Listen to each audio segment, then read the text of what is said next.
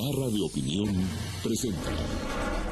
Al siglo XXI lo están definiendo las nuevas tecnologías de la información. De día y de noche fluye alrededor del planeta una red de comunicación envolviéndolo como un capullo. Una red capaz además de almacenar y procesar una magnitud de información sencillamente infinita. ¿A qué mundo nos está llevando este proceso? Nos lo dejan entrever tres procesos sorprendentes. Hoy hablaremos de los Wikileaks, hablaremos de los nuevos ciudadanos empoderados con su propia televisora de bolsillo y hablaremos de la enciclopedia de la vida en Internet.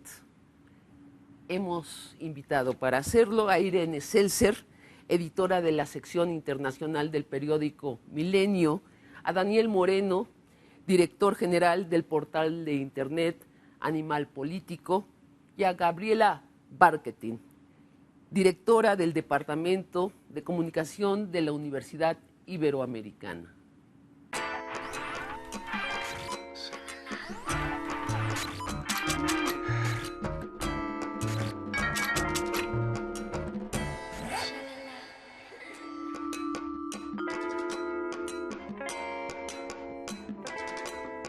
Wikileaks está filtrando a Internet para que quien quiera pueda verlo, cables entre las embajadas norteamericanas y la Secretaría de Estado norteamericana. ¿Cuál es hasta ahora el Wikileaks con más impacto internacional? Con más impacto internacional yo creo que hay varios, porque finalmente se han revelado cosas que a mí me parecen particularmente graves, como el espionaje a funcionarios de la ONU ordenado por Estados Unidos, o la corrupción profunda que hay en el gobierno afgano. Es decir, si lo vemos desde una perspectiva global, yo sí creo que ha habido muchos cables muy importantes, más allá de los que luego trascienden, que son el chisme de que si a Cristina Fernández necesita un examen psiquiátrico o no, y que si en efecto Calderón luego está demasiado estresado. Exacto, ¿no? Más allá de eso, yo sí creo que puede ser, ¿verdad? Que no lo dudo, bueno, ahora sí que digo, ser presidente yo creo que en sí Pero mismo esos no implica son un los que estrés, te ¿no? parecen trascendentes. Por mencionar a los dos primeros que me vienen a la memoria, yo sí creo que hay muchos más. Con una consecuencia internacional, ¿por qué? Porque sin duda hay un golpe importante hacia lo que son las relaciones bilaterales y el trabajo de los embajadores de Estados Unidos en cada una de las naciones. Es decir, ¿cómo Brasil puede volver a tener una relación tersa con Venezuela cuando los venezolanos saben lo que opina Brasil de Hugo Chávez? No dudo que eso pueda generar ciertos raspones. También confío en que los gobiernos están suficientemente maduros como para que no se exagere demasiado. Pero ese tipo de efectos no creo que podamos tampoco minimizarlos, ¿no? Es decir, el efecto que puede tener en cualquier país el saber que el gobierno de Estados Unidos abiertamente ordena que se espíe a tal o cual persona, ¿no? O las opiniones, insisto, que tienen los embajadores sobre presidentes en particular, ¿no? Ahora, la historia nos cuenta siempre con 50 años de atraso estos incidentes. Sabemos que las embajadas están allí en parte para suministrar información de los países donde están. ¿Hay algo sorprendente en todo esto? Bueno, un primer punto sería que lo que ahora se está filtrando no ocurrió hace 50 años, está ocurriendo ahora. Ajá. Es información que hace a la definición de políticas que están en curso y que están además marcando el trasfondo de las decisiones que se están tomando. De alguna manera se puede decir que estas informaciones, esta tanda de cables diplomáticos, no hay en sí ninguna novedad en el sentido de que uno puede saber por dónde más o menos iba la cosa, para hablarlo en términos así rápidos, periodísticos o del mundo diplomático. Pero saber que China está de acuerdo en que Corea del Norte desaparezca y que pase a haber finalmente una sola Corea, y que predomine la Corea del Sur, la Corea pro-occidental, creo que a los coreanos le ha caído esto bastante mal. No nos vaya a caer una bomba atómica. Conociendo a los coreanos son capaces de conociendo, exactamente, y precisamente hoy Obama le pide ya directamente al presidente chino, a Hu Jintao, que presione a Corea para que cambie definitivamente su política de provocaciones y su política nuclear. ¿Quiere decir esto? Me pregunto, podríamos preguntarnos, ¿hay ya una aceleración de las políticas que estaban en curso por esta misma filtración? Es una pregunta. Sí, Gabriela, para ti este es el comienzo, porque creo que es un parteaguas, pero es el comienzo de qué distinto. A ver, es que yo creo que aquí acaban de señalar un tema que es fundamental, que sí es la diferencia en los tiempos, ¿no? Ajá. Es decir, el hecho de que normalmente se reservaran 25, 50 años para dar a conocer cierta información, tenía una lógica que por supuesto se puede revisar, es decir, nada una de lógica eso, debatible. Exacto, una lógica debatible, pero ahí estaba, ¿no? Había secreto. Exacto, entonces tú cuando ya tenías acceso a esa información también tenías una cierta distancia histórica, distancia crítica, para poderlo revisar, digamos, no con el tiempo que apremia la decisión, sino un poco con justo esta distancia hacia atrás, ¿no? Entonces, yo creo que esto que está sucediendo de acelerar los tiempos y los espacios, finalmente sí modifica las reglas del juego, ¿no? Las reglas del juego en materia de comunicación, sin duda, de jerarquías en la toma de decisión también, y un poco del mundo que nos estamos imaginando, ¿no? Exacto. Finalmente, nos encanta, a muchos nos encanta saber que Estados Unidos está expuesto, es decir, hay una parte medio revanchista, medio lero, ¿no? De decir, Estados Unidos se expone, se exhibe, pero esto en el fondo sí subvierte un orden, ¿no? Y Sí, ese por orden supuesto. tendrá que ser, digamos, tendrá que venir otro orden que lo sustituya, porque no podemos vivir en un mundo absolutamente anárquico, aunque así quisiéramos, ¿no?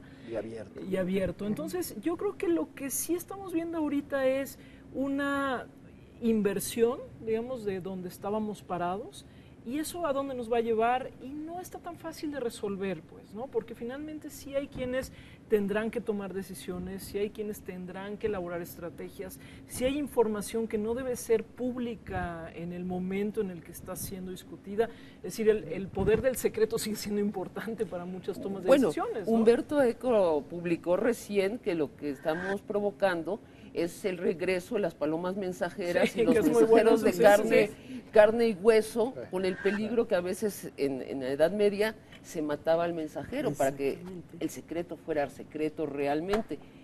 Necesariamente van a cambiar las reglas del juego de la diplomacia internacional. Definitivamente. ¿Hacia dónde lo prevés? Pues en primer lugar definitivamente tienen que cambiar y como decía Gaby, bueno, no solo es la distancia del tiempo, 50 años después muchos de los protagonistas posiblemente ya estuvieran muertos, ahora están todos vivos. En primer lugar, los diplomáticos y funcionarios de consulados. Había una información desde Estados Unidos que decía que el Departamento de Estado estaba analizando la posibilidad de remover a los funcionarios, los que quedaron más expuestos. Entonces, estamos cambiando, en primer lugar, de las personas. Segundo, de los códigos. En Estados Unidos está la convicción de que la diplomacia norteamericana, más allá de los resultados en las políticas concretas, se basó siempre en la prudencia y en dar seguridades de la confidencialidad. Esto se fue al traste con estas revelaciones. Decía Vargas Llosa a propósito de Wikileaks que él tenía una actitud, una reacción ambivalente. Por un lado tenía que estar encantado como demócrata por esta transparencia que podía directamente ir a afectar todo lo que eran los comportamientos de desconfianza o mafiosos de las mismas democracias, pero a la vez sin secretos, sin confiabilidad, sin la posibilidad de guardar las informaciones, tambaleaban también las democracias. Y bueno, y lo que comentaba Gabriela, también el proceso de decisión. Si uno lee la biografía de Hillary Clinton, se entera de que es una persona que tiene un proceso de toma de decisiones muy minucioso, muy clintoniano, de acopio de mucha información, muy demócrata, ¿no? De discusión, que pidan información sobre el estado mental de la señora Kirchner, no quiere decir que la están insultando, necesitan información para saber cómo tratar con ella, En fin, el método actual va a tener que variar. ¿Tú crees que esto de veras es un parteaguas tan definitivo? No, no creo que sea tan definitivo. Yo creo que finalmente vivimos también en una época en donde los escándalos se van como acumulando y finalmente y se van aniquilando, ¿no? A sí mismos. Eso también hay que verlo. Lo decía Julian Assange y bueno, me queda muy claro porque él se siente también el gran protagonista de esta historia y lo es. Decía, hay un antes y un después. Bueno, sí hay un antes y un después, pero creo que es menos categórico. Finalmente, el mundo diplomático encontrará sus formas de seguir comunicando lo que tenga que comunicar y bueno, pues tendrá que buscar otras formas de proteger su información. Y lo que sí nos tiene que hacer revisar a todos es cómo sí estamos necesitando tantito tiempo para hacer mejor las cosas. En el periodismo, por ejemplo, si vamos a hacer periodismo de investigación, el periodismo de investigación requiere tiempo.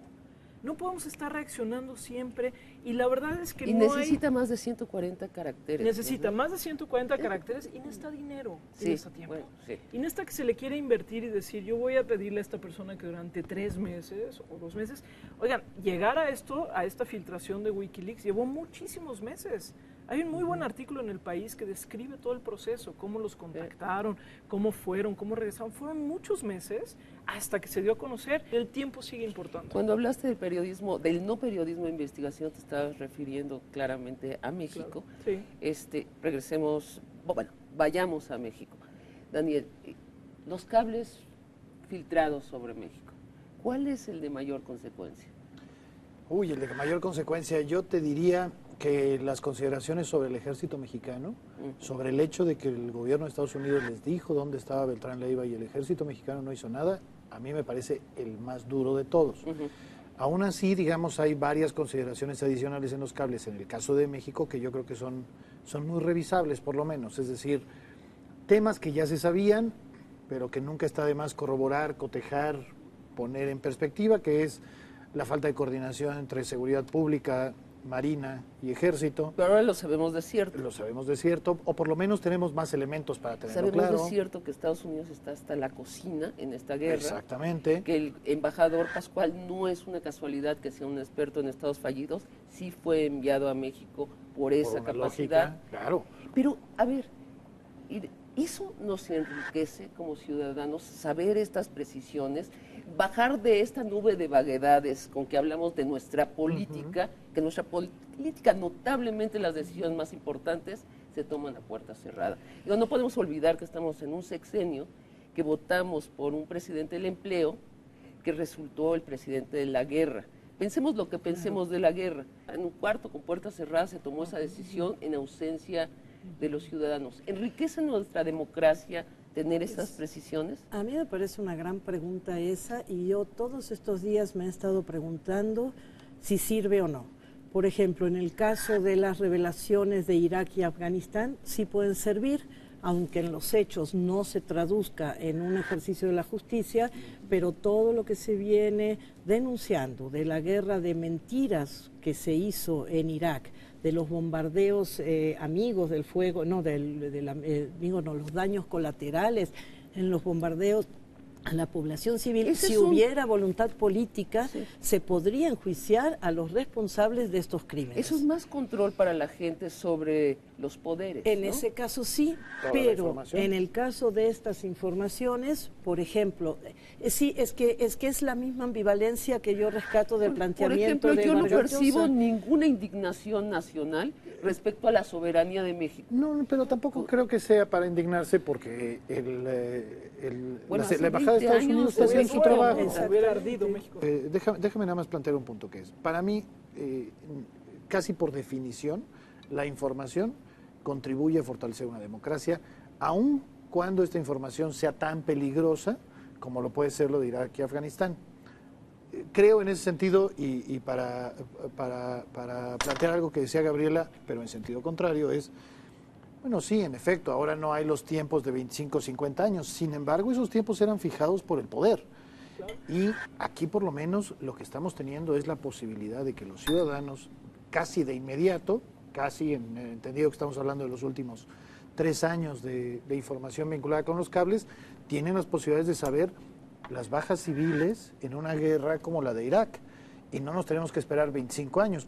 Subrayo mucho este punto simplemente porque, insisto, estos son plazos que se han establecido desde el poder, quizá los años te permitan ver las cosas fríamente desde una perspectiva distinta, pero es una decisión unilateral. Déjame plantearlo en otro caso. Las investigaciones del caso Colosio están guardadas 35 años.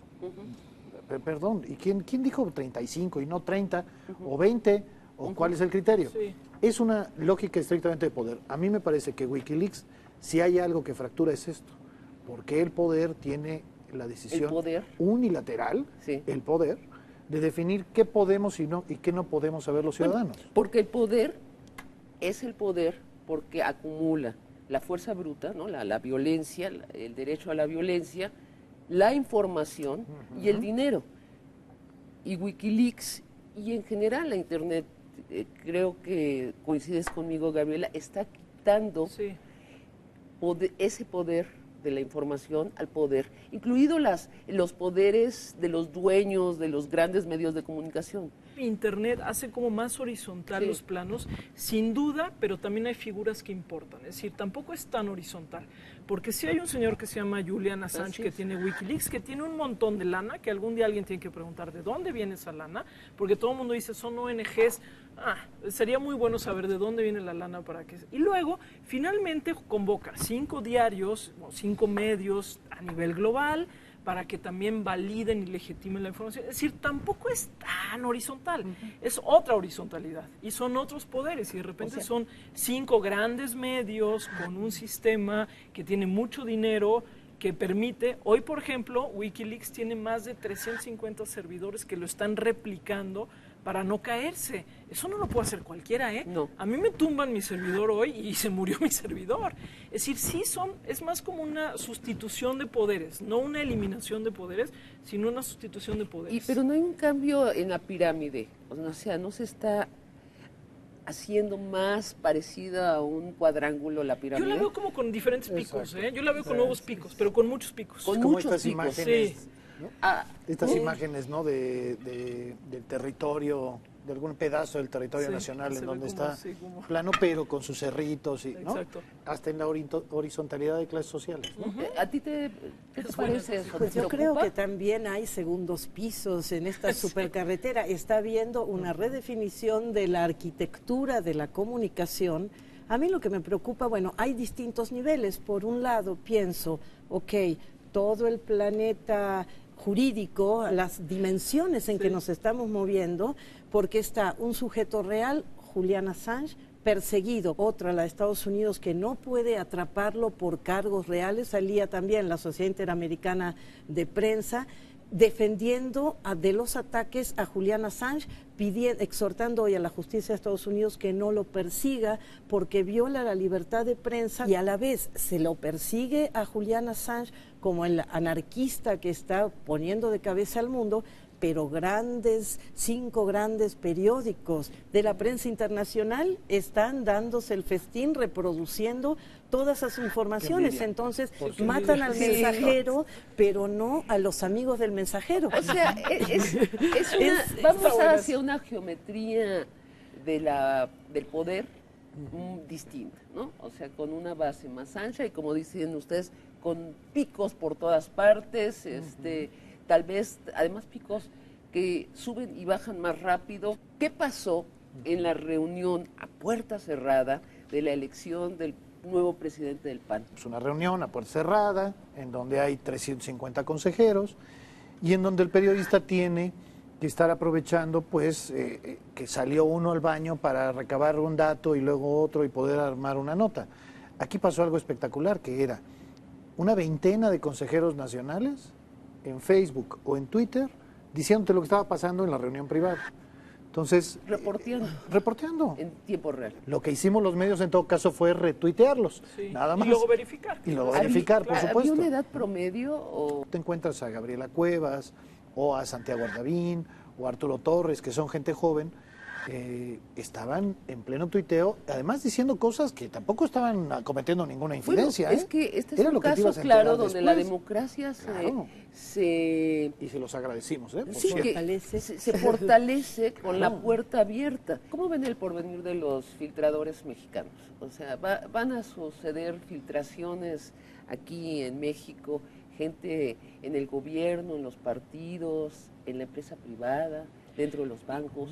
Híjole, ¿sabes qué? Yo veo un enorme reto para México, sobre todo en el periodismo, porque yo creo que finalmente puede haber buenos filtradores, pero creo que vamos a necesitar cada vez mejores mediadores entre esa filtración y la audiencia, ¿no?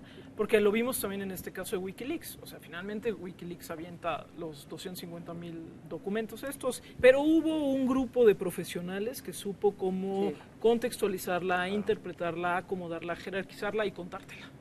Yo creo que el gran reto que tenemos en México va a ser que esos mediadores se formen mejor.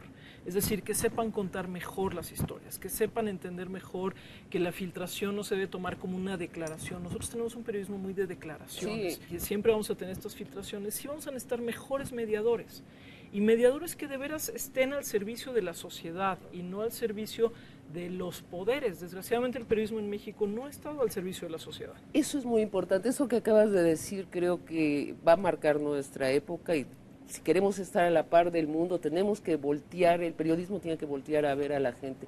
Quiero recordarles de un caso que todos conocemos, Patricia Duarte, una de las madres de uno de los niños muertos en la guardería ABC, asiste a la reunión a puerta cerrada oficialmente con el presidente Calderón.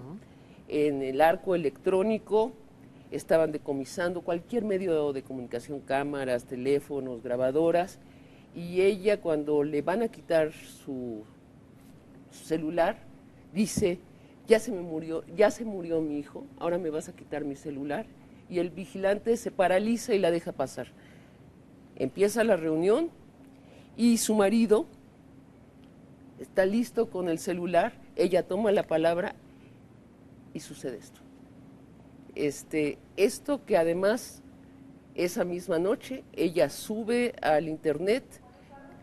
Mi nombre es Patricia Duarte Franco, madre de Andrés Alonso García Duarte, niño que murió el 5 de junio en la guardería ABC. Soy maestra, trabajo para un colegio particular en preescolar. Soy maestra del gobierno federal. Y te pregunto a ti, señor presidente, ¿va a haber justicia para mi hijo? Esa es mi pregunta. ¿Va a haber un fideicomiso? ¿Va a haber becas? ¿Qué es parte de la justicia? ¿Y mi hijo qué? ¿Y mi hijo qué, no? Es unas palabras que sembraron al país. Y llegaron a la prensa escrita, llegaron a las televisoras y llegaron al radio porque ella lo transmitió con su televisora portátil. O sea, acá tienes texto, tienes cámara fotográfica, tienes video y puedes transmitirlo hacia la sociedad y la gente lo puede retomar y después deja de haber la tiranía de los dueños de los medios, que digamos es una evidencia que hay una tiranía de los dueños de los medios. Creo que ese punto es muy importante. Cuando brevemente vuelvo al caso de Irak, bueno, lo mío es en general la información internacional, pero... Porque está sucediendo en todo el mundo. Claro, pero recordemos que cuando la guerra de Irak, en la coyuntura de enero-marzo de 2003, antes, final de mes fue la invasión, hubo una movilización impresionante de millones de personas en las principales, en las ciudades y capitales y ciudades de los países en guerra, es decir, era España, era Estados Unidos y fue Gran Bretaña, y las movilizaciones no respondieron a la información de la gran prensa como había podido ocurrir en la época de Vietnam, la indignación mundial por una guerra con muchas nuevas activistas antiguerra, sensibilizados por la información que circulaba por internet, no por la gran prensa. Y otra característica es que es una comunicación entre ciudadanos que rebasan, que ignoran las fronteras territoriales. Sí, de acuerdo. Mira, este ejemplo es, por supuesto, muy contundente. Solo, sin ánimo de hacerlo de aguafiestas, le pondré un poquito de hielo a una cosa que es. La gente que contextualiza, que dimensiona, que explica, que traduce, seguirá siendo necesaria. Es decir, los periodistas. Bienvenido, todo el que se pueda. Entre más miradas tengamos atentas a lo que pasa, pues mejor. Pero no creo que eso vaya necesariamente en detrimento del trabajo periodístico, que seguirá No. siendo una herramienta indispensable. No, pero le da un para nuevo poner en su poder al justa- ciudadano. Sin duda.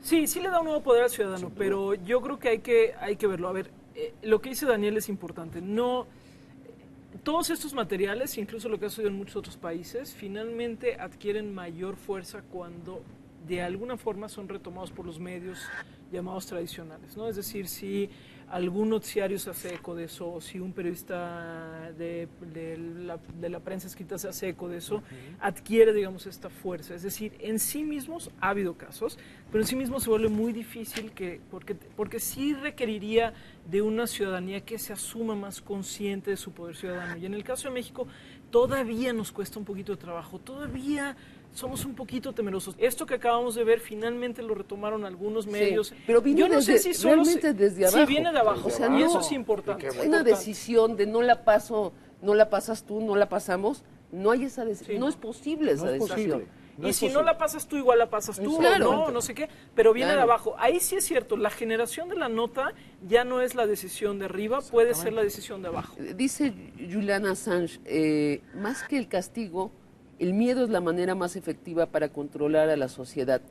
Decías tú que todavía tenemos miedo a la autoridad. en Sí, México. yo estoy segura que sí, ¿eh? Todavía hay un temor, y hay un temor casi intrínseco. Nos hace falta como el brinco de decir, vamos a superar el no vaya a Ejercer ser, ciudadanía. ¿no? Bueno, Ejercer ciudadanía. había una cosa muy divertida, ahorita recién estaba viendo en Twitter que hablando de los filtradores posibles, escribieron varios, lo va a permitir ni TV Azteca ni Televisa. Exacto. Bueno, pues sí, Sí, pero bueno. es que no tienen por qué permitirlo, Exacto, ¿no? Pero hay mucho seguimos más. con estos fantasmas del Claro, poder. Sin embargo, hay una realidad, un fenómeno de los líderes de la sociedad civil que están surgiendo, que son característicamente gente que ha sufrido en carne propia tragedias. Es la época de Isabel Wallace, de la señora Morera, de Alejandro Martín. Julio Los Gallo. que ya no tienen nada que perder. Exacto.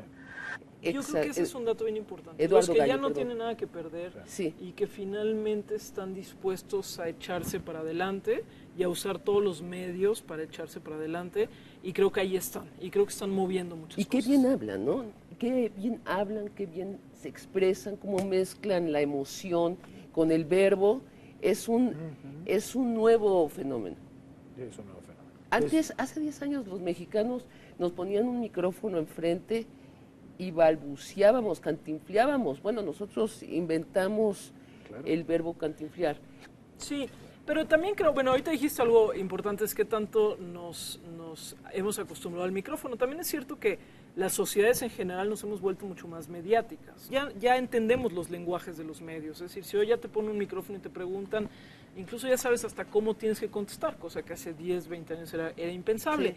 Y esto incluso se refleja hasta en las encuestas, ya sabes qué contestar y qué no contestar, ya tú como ciudadano usas las encuestas, ya las encuestas no te usan a ti, y lo estamos viendo en los resultados de las últimas encuestas que de pronto pueden ser un poco desconcertantes. Entonces, eso sin duda es un hecho, pero también creo que, sobre todo en el caso de México, sí necesitamos pegar un brinco todavía cualitativo muy importante de una ciudadanía que se atreva a manifestarse. Es decir, hay que hacer una revisión mucho más intensa, que no se ha hecho hasta la fecha, de en qué momento se rompió la narrativa de una ciudadanía que se atrevía a decir cosas, estoy hablando de los 60, tal vez de principios de los 70, todavía un poquito hacia los 80, y que en un momento dado se dio por vencida y dijo no. Luego viene un poquito este brinco con Fox, de decir siempre sí y otra vez no, y hay una especie como de desinflarse del estado de ánimo que se refleja en la cotidianidad, ¿no? Me dejas nada más añadir una cosa muy rápida, que es, y le falta al poder entender que la ciudadanía puede hablar, puede ejercer Sí, su claro. ciudadanía, y pongo de nuevo el ejemplo de ahora, ¿eh? Este video pudo haberse grabado hoy, porque la demanda es exactamente la misma, es decir, Exacto. sigue siendo un poder que le cuesta mucho trabajo escuchar. De hecho, el presidente no pudo responder y no Bueno, cambió su estrategia apenas el después domingo de hubo este trámite. reclamo, que no es un Claro. reclamo Oye, yo te histérico, pongo hasta es un reclamo jurídicamente, conceptualmente Pertinente, importante pertinente. para este país. Por supuesto. El Internet y las computadoras no tienen que ser vistos como un instrumento de los ciudadanos para quitar poder al poder. También pueden ser el instrumento de una nueva colaboración entre el poder y los ciudadanos. ¿Se pueden ustedes imaginar un gobierno que usa estos nuevos instrumentos para recabar la información de los verdaderos problemas de los ciudadanos, procesar la información que gracias al manejo de información que tienen las computadoras, llegar a decisiones, o sea, un gobierno más científico, De ida y vuelta. más de ida y vuelta, más de acuerdo a los Claro. hechos? Pues ¿Te lo sería puedes casi, imaginar? casi un mundo feliz. Creo que en relación al punto anterior, pero entiendo que está directamente vinculado también con esto, creo en mi registro de los hechos que el caso de la reacción de los papás y las mamás de ABC fue un parteaguas, en el sentido de que mientras toda la lógica podía hacer pensar que el caso iba a quedar sepultado junto con las cenizas de la guardería, fueron los papás los que empezaron desde la calle a salir y a organizarse, a exigir al gobierno una respuesta. No sé cuánto hubo ahí de internet o de este avance en la sociedad, pero hay un hecho que tiene que ver, por un lado, la gente, este ejercicio de los derechos, y por otro lado, la sensibilidad política que pasa por la voluntad de un poder en México y en cualquier lugar del planeta que quiera ponerse a servir con lo que debería ser realmente una democracia, servir al pueblo, a los intereses, en tanto están mandatados por el pueblo. Estamos en la época griega, digamos, como diría Borges, contemporáneos los griegos. Entonces habría que replantear las bases de una democracia que está hecha en función como una carrera política con fines de lucro, no de servicio. Monsiváis decía, el Internet, nuestra ágora del siglo XXI. Exacto. Puede ser, ¿no? Por esta capacidad que tiene de capturar y procesar una magnitud de información sencillamente infinita. Entonces, regreso a la pregunta. ¿Sí se imaginan un gobierno que utilice este instrumento para servir mejor? Para servir mejor. Solo quizá a nivel de la imaginación. Me cuesta trabajo creer en términos reales que a nivel del poder, y déjame meter otro elemento, a nivel de los medios, esto sea un tema a corto plazo. ¿Por qué mencionan los medios? Porque de nuevo pienso en el caso de la guardería. El caso de la guardería no duró una semana en la portada de los periódicos en México. ¿Eh? Sí. Es como para asustar a cualquiera. ¿Eh? Estamos hablando de 49 niños muertos y los medios no somos capaces de decir más de... yo conté los días y fueron 5 para hacer eso. ¿De verdad? 5 días en las portadas. ¿Eh? A los 5 días desapareció el asunto. Digo, por eso digo, imaginarlo, sí, creo que sí. Es decir, estamos todavía los ciudadanos en México seguimos nada más pendientes del poder. O sea, no... Pero es que, a ver, yo creo que es un asunto, yo diría que además es un asunto de ida y vuelta. La pregunta que tú haces es interesante. ¿Nos imaginamos a un gobernante que esté o a gobernantes que estén en eso? Yo también preguntaría, ¿nos imaginamos ciudadanos que se asuman como ciudadanos en esta nueva digitalidad? Porque el hecho de que yo te escuche no significa que te vaya a hacer caso en todo lo que tú me estás diciendo.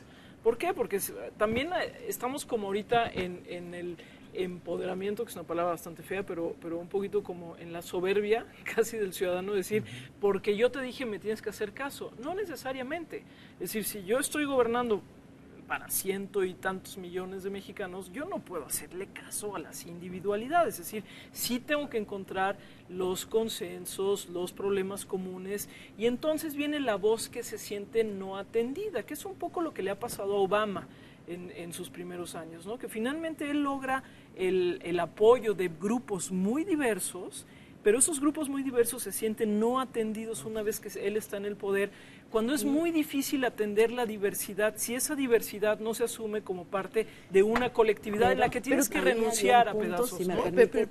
Pero allí también hay una reeducación del ciudadano, claro, que sus peticiones, si tienen que ver con hechos concretos, resulta que sí nos afectan cosas muy parecidas porque vivimos en el mismo lugar, tenemos el mismo trato hacendario, tenemos el mismo sistema de agua. O sea, si nos vamos a lo más concreto, que en México tiene mucho sentido hablar de lo más concreto que no está resuelto, entonces allí sí podría ser muy útil esta interacción a través del Internet. Totalmente. Pero, perdón, ¿cuál es una de las autocríticas que se hace Obama el martes 2 de noviembre, que lo aplastan los republicanos? Cometí un grave error.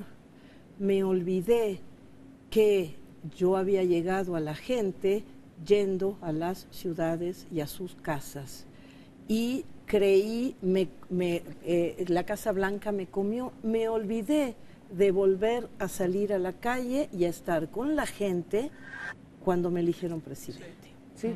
Sí, Y es él, cierto. que es un campeón de la tecnología, que forcejeaba con claro. su seguridad por el Obviamente Twitter. nada va a resolver todos los problemas del mundo, pero parcialmente el Internet es un nuevo instrumento Sin duda. que nos lleva a otra época. Que acerca. Yo nada más insistiría, es un termómetro social muy importante. Sí, yo creo que no hay gobernante hoy que pudiera mantenerse alejado de lo que sucede en Internet y sobre todo usarlo en el buen sentido de la palabra. Es decir, no es tampoco la panacea, no nos resuelve las cosas, pero sí nos acerca.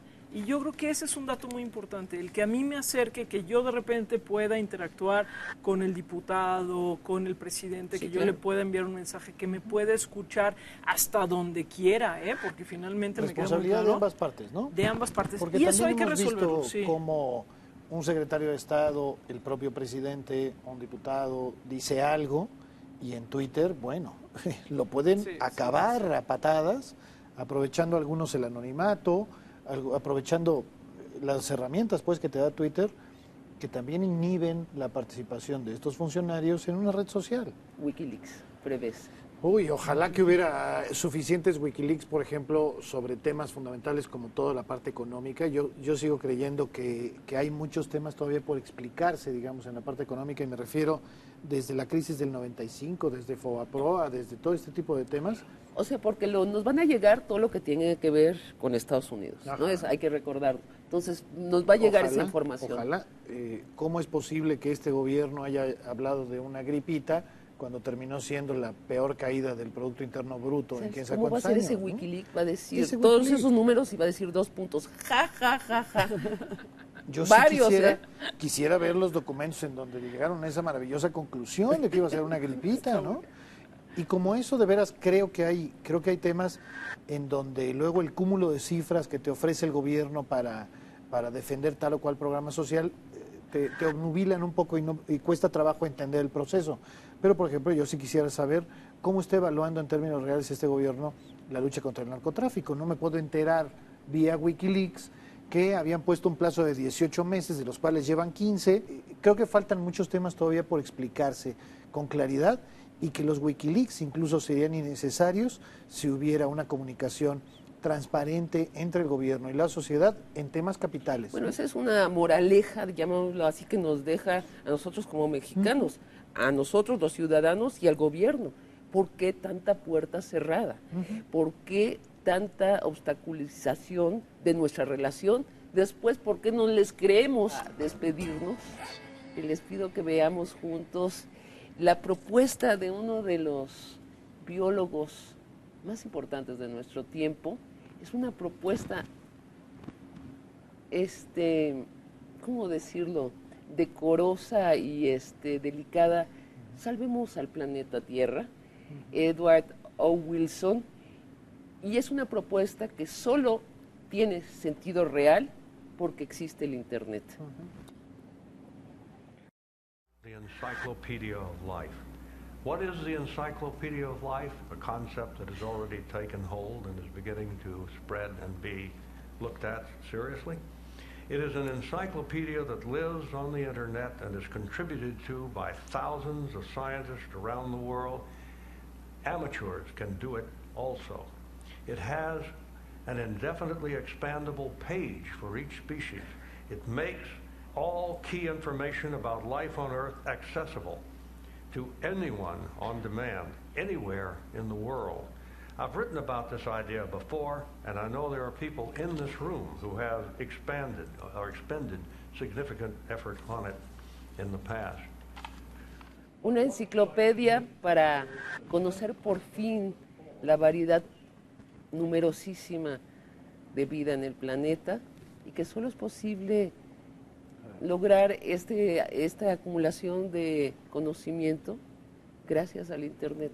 Yo me quedo con una reflexión del fundador de Facebook, se me escapa, sí, que dice lo que está cambiando al planeta son las nuevas tecnologías, sí, no los gobiernos. Es que hay un elemento, y lo vimos ahorita en este pequeño video, que es ¿qué significa Internet cuando se usa bien? Significa la inteligencia distribuida y la inteligencia de colaboración. Exacto. Sin fronteras, ahí sí sin fronteras. Y me parece que eso llevado en el sentido más positivo es extraordinario. Es decir, los enciclopedistas finalmente se volverían locos con lo que hoy puede suceder, porque además hay sistemas para validar la información, para que funcione, y esto que se habla ahorita de la enciclopedia de la vida, en el fondo es apostarle a eso, a la inteligencia distribuida y colaborativa.